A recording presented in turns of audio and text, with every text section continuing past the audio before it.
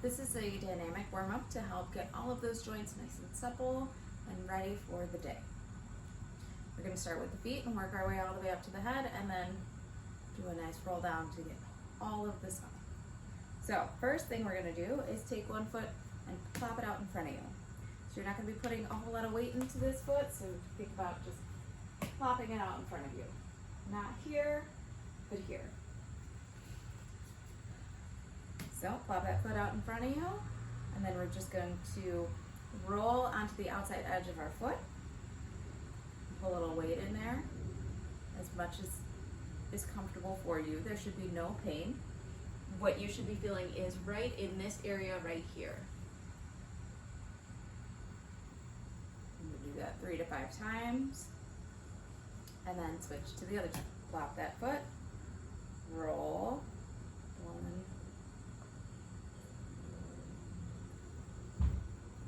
1, woo! And again, 3 to 5 times. And then we're going to move on to the medial side of the foot. So the inside, it's going to be hitting right in this area. So you're going to stand real wide. And then we're going to side lunge to one side. Actually, I'm going to go the other side so I stand. So side lunge. Come back up. You'll probably feel it a little in the groin as well.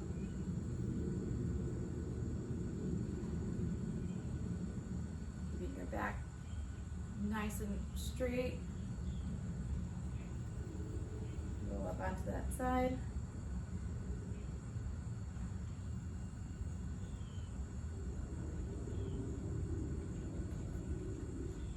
Now we're going to work on ankle circles. So you're going to try and keep your toes relaxed. If you need to hold on to something, by all means do so. And we're going to rotate one way 3 times. See how my toes are pretty active right now? I'm going to try real hard to keep those out of this.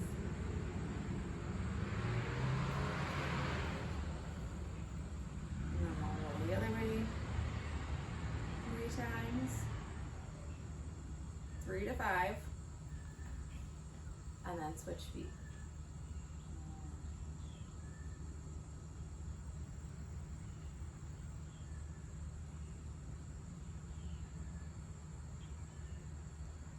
If you feel like you are not making a complete circle with this and everything feels kind of choppy and boxy, slow it down so your brain can pick up those pieces that it just can't find when you're moving a little faster.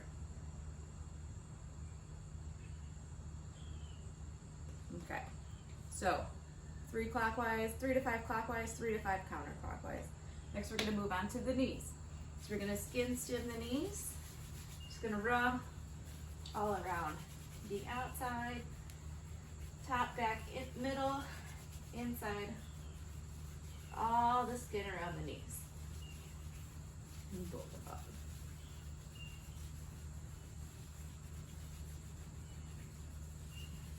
This helps your body recognize what you're working on and feel like if you stop and listen, you should really feel your knees right now. They should feel kind of almost buzzy feeling. Warm is another sensation. So we're going to start hips width apart, drop the knees in, bring them out, stand back up. Drop the knees in, bring them out, stand back up. Do that 3 to 5 times, and then we're going to reverse it. Out, in, stand back up, out, in, stand back up. 3 to 5 times for all of these movements. Then we're going to do these side to side. If this one looks kind of funky, makes you look like a robot.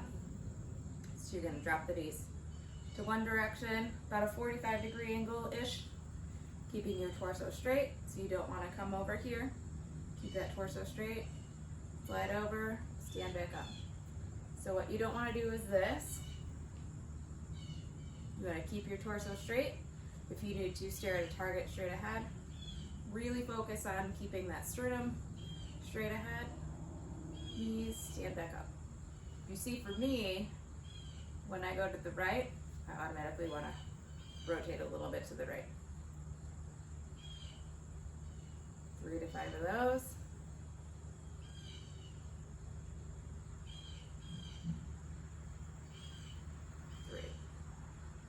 Very good. Now we're going to move on to the hips. You're going to stand a little wider than about shoulders width apart. Shift your weight onto one foot, hip out to the side, forward, other side, back. Smooth it out.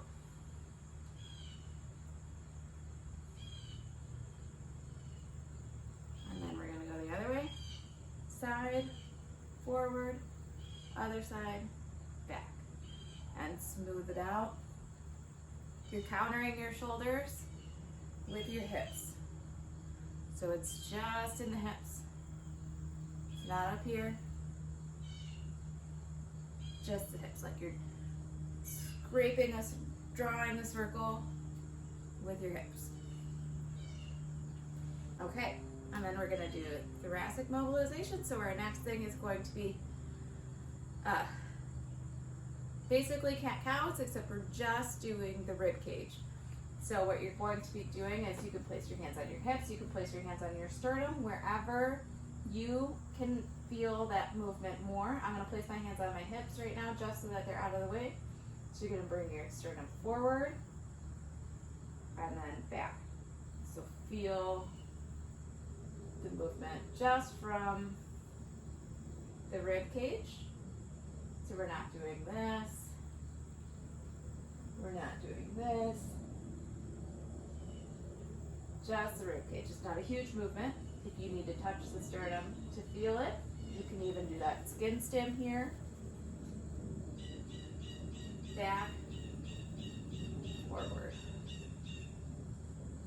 Back, forward. Then we're going to do side to side. It's the same thing. Again, it's not a lean. If you think about doing these arm reaches, it's basically that without the arms. If you need to use your arms, use your arms. So just the rib cage. Obviously, thoracic spine's or lumbar spine is going to move as well. But we're thinking about driving the movement from the rib cage. And then we're gonna do shoulder corkscrews. So we're gonna put our arms out in front. You're gonna turn one arm over so that your palm is up. And then we're gonna look at that palm up while the other arm is rotating inward and down. So you're gonna look, and then you're gonna come back to center. Look at that opposite hand. Turn the other hand up there. Back to center, turn your head, rotate that shoulder on the opposite hand.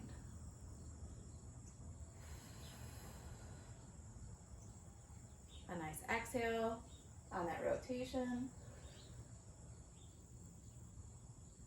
3 to 5 times.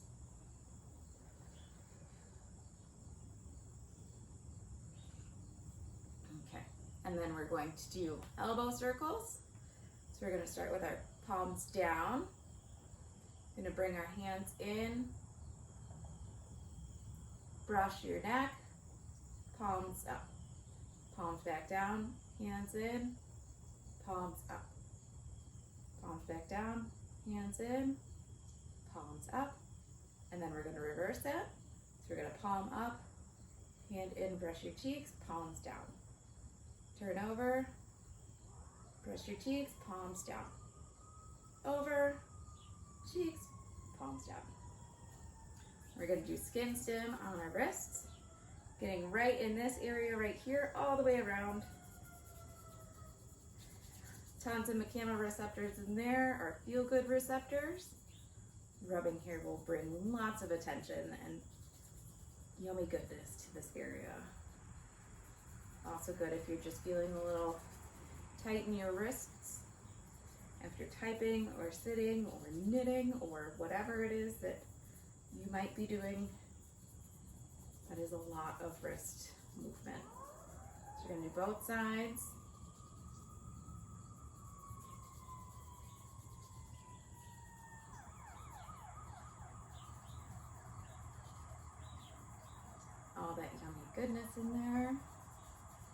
Okay, we're going to start with our elbows at about a 90-degree angle, palms up, come up into your T-Rex arms. You're going to make a little beak with your hands, with your wrist down, like your swan, and then bring them down, wrists extended, fingers extended, and then come back to neutral, palms up, or hands up, back to through neutral and down, through neutral, up, through neutral and down into that wrist extension, through neutral, up, through neutral and down. I really like this one, so I did 4. Okay, and then we're going to work on the neck. So we're going to stem the neck.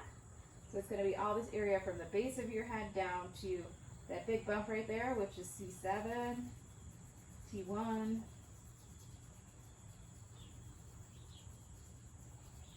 get that a nice light rub. Again, get those feel-good receptors. Really bring some awareness into that area. Okay. We're going to do rotations. We're going to turn our head to the right and then go through and turn our head to the left. Try and keep our chin level.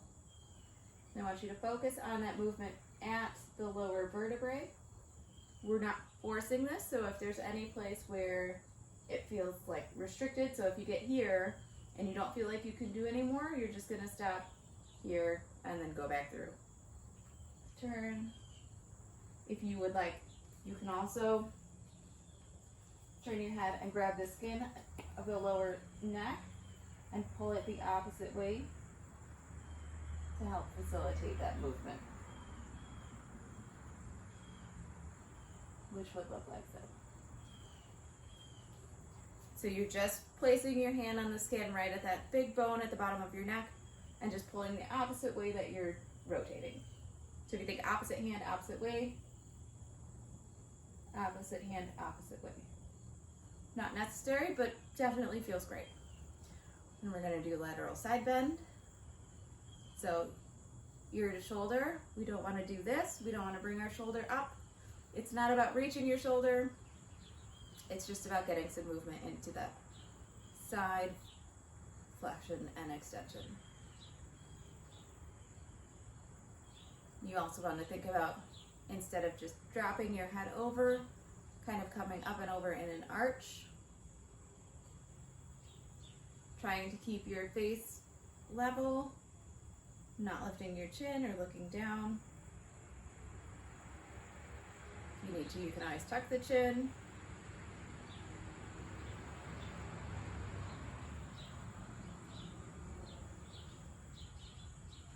And then we're going to do flexion and extension. So we're going to tuck our chin and look down. And then we're going to come back through and look up. We want to make arches, not angles. So we tuck our chin and look down. We don't want to do this. We want to just fluidly, again, thinking about arching over and looking down. And when we come back through to look up, think about bringing your chin up to the ceiling, not back so much. So we don't want to do this. We want to come up and over. It will stretch the front of your neck.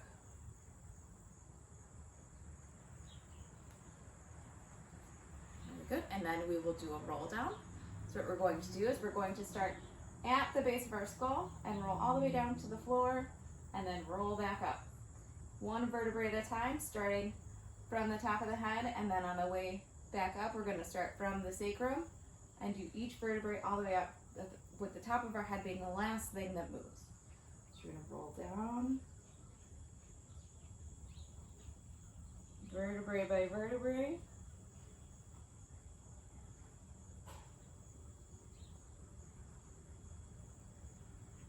It's okay to bend your knees. It's okay to not touch the floor. And then roll up. We're going to think about starting here.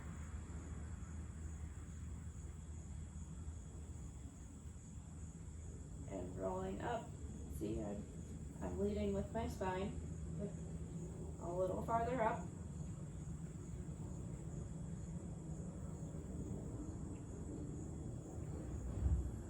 the last thing to come up. So from the front, roll down. Stand about hips width apart, roll down.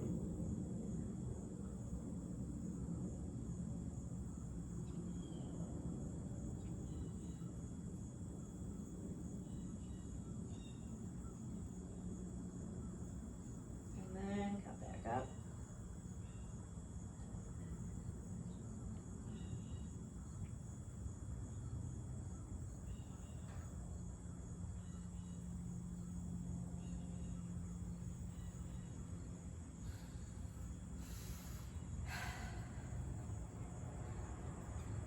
And how do you feel?